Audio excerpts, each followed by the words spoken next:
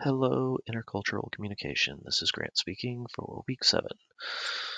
Not that I took a chance for question number 1, um, but um, I feel interacting with people or not interacting with people um, in a social setting is my big taboo. Growing up, I was told if you don't have anything good to say, don't say anything at all.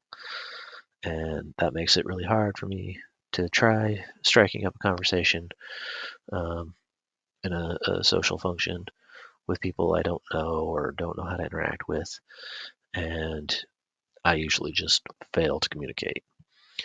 Um, this failure to communicate usually leads to poor connections and can make them feel uncomfortable. Um, so, with question number 2, um, the secular or sacred places I've been, um, the main one I deal with on a day to day basis is where I work. Um, I I feel that we have very limited things that we can or cannot do there. Um, you know, do we communicate with someone on what their religious beliefs are if they're wearing a cross on their shirt or necklace? Um, do we listen to a radio station that is in a different language, making people say, what are they really saying?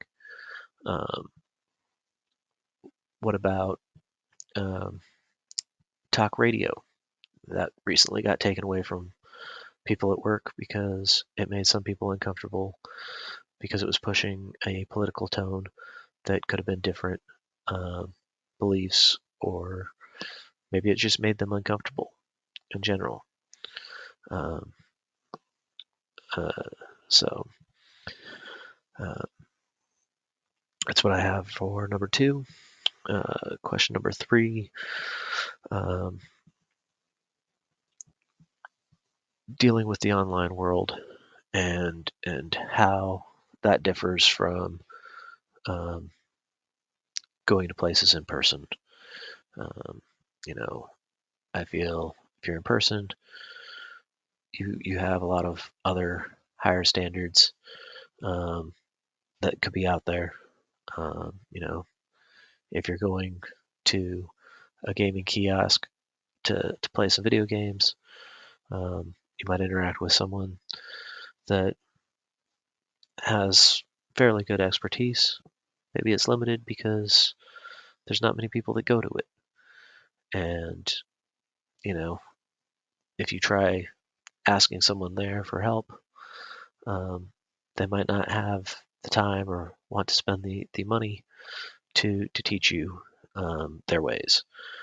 Um, where if you go online, um, there's tons of people that are playing the same game you're interested in, and they might be showing you tricks or the world tricks on how to build something, and that makes you a better player. Maybe you reach out to thank them. Oh, hey, thanks for doing this. Quick little comment, and maybe they invite you to join them in a game, and now you're streaming on their broadcast, and the whole world can see you. Um, is that likely? Probably not, but you know, the internet can help build you to those locations. That's what I have for this week's discussion. Have a good night.